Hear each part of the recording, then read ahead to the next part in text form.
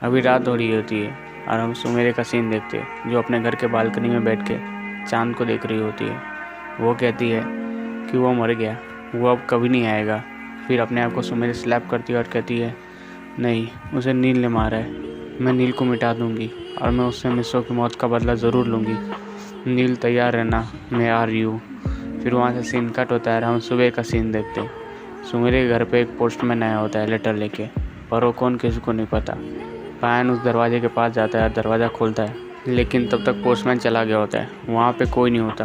पायन उस लेटर को उठाता है, दरवाज़ा बंद करता है और जाता है डायरेक्ट सुमेरे के पास। सुमेरे के पास जाते ही पायन सुमेरे को लेटर देता है। उसमें एक फ़ोटो होती है जिसे मारने के लिए नील ने कहा था और उसमें सब लिखा होता है कैसे मारना है। सुमेरे जैसे उस फोटो को देखती है, बॉडमैन से कहती है, मैं उसे नहीं मारूंगी।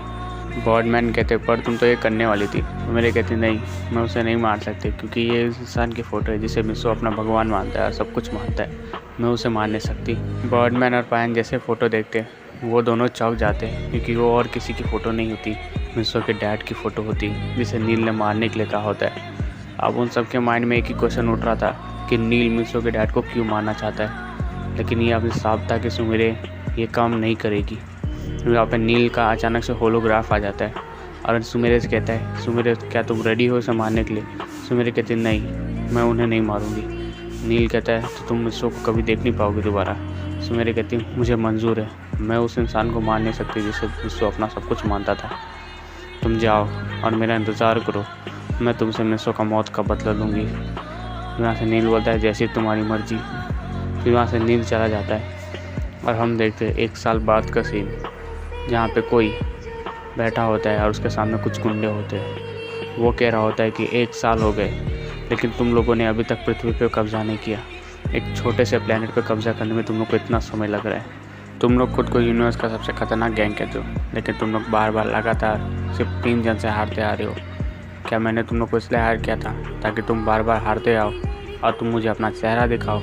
उनका बॉस कहता है कि हम लोग 2 जन को तो हरा देते पर उस तीसरी को हरा नहीं पाते। वो एक लड़की होते हुए बहुत ताकतवर है। हम उसे धमकी दिए कि हम उसके परिवार को मार देंगे, लेकिन उस पर इसका कोई असर नहीं हुआ।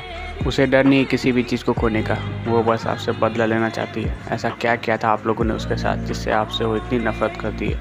मुझे समझ नहीं आता कोई किसी से इतनी नफरत कैसे कर सकता है। फिर वो कहता है चुप रहो, मैंने तुम्हें जो काम कहा है वो करो। फिर उसका बॉस कहता है हम इस बार उसे हरा देंगे, हम इस बार अपने बेस्ट वॉरियर को लेके जाएंगे। उसने कभी हमें निराश नहीं किया है और वो आपको भी निराश नहीं करेगा। फिर वहाँ पे नील आता है और कहता है इस बार करना भी नहीं चाहिए, अगर तुम लोग इस बार फेल हुए तो मैं तुम सबको मार दूंगा। वो सब कहते हैं जी सर। फिर वहाँ से वो सब लोग चले जाते हैं। फिर हम लोग वहाँ से धरती का सीन देखते हैं जहाँ पे सुमेरे होती है और कह रही होती है बर्डमैन से इस बार तो हम लोग जीत गए, लेकिन अगली लड़ाई बहुत ही खतरनाक होने वाली है। बर्डमैन कहते हैं हम लोग तुम्हारा मरते दम तक साथ देंगे, हम लोग भी मिस्सो का बदला लेना चाहते हैं। सुमेरे कहती है पर इसमें इन बेचारे लोगों की क्या गलती, इन लोग के साथ क्यों इतना बुरा हो रहा है? उन लोग बार बार आते हैं और अटैक करते हैं जिससे इन लोग को भी तकलीफ़ होती है। बर्डमैन कहते हैं मैं इन लोग को ऐसी जगह पे शिफ्ट कर दूंगा जहाँ पे कोई नहीं आ पाएगा, तुम टेंशन मत लो। बर्डमैन और पायन मिलके पूरे शहर को खाली कर देते हैं। अब सिर्फ वहाँ पे पायन, सुमेरे और बर्डमैन ही होते हैं।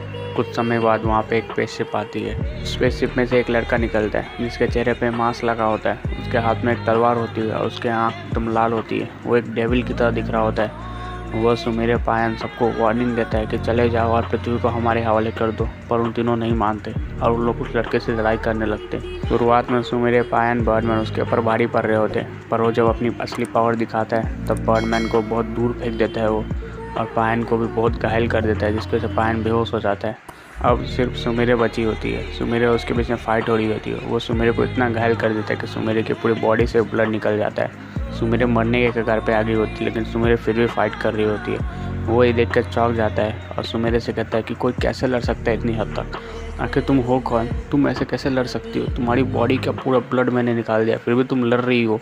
हमें मारने का इतना डेडिकेशन और हमसे इतनी नफरत, हमने तुम्हारा कुछ नहीं बिगाड़ा, फिर भी तुम हमसे इतनी नफरत करती हो, पर क्यों, किस लिए? मुझे इसकी वजह जाननी है। सुमेरे कहती है तुमने मेरा कुछ नहीं बिगाड़ा, ना ही मैं तुम्हें जानती हूँ, लेकिन तुम्हारे बॉस ने मेरे किसी ऐसे शख्स को मार दिया जिसे मैं बहुत चाहती थी, जिसके साथ अपनी पूरी दुनिया बसाना चाहती थी मैं, उसे उसने मार दिया। मैं उसका बदला लेना चाहती हूँ उससे।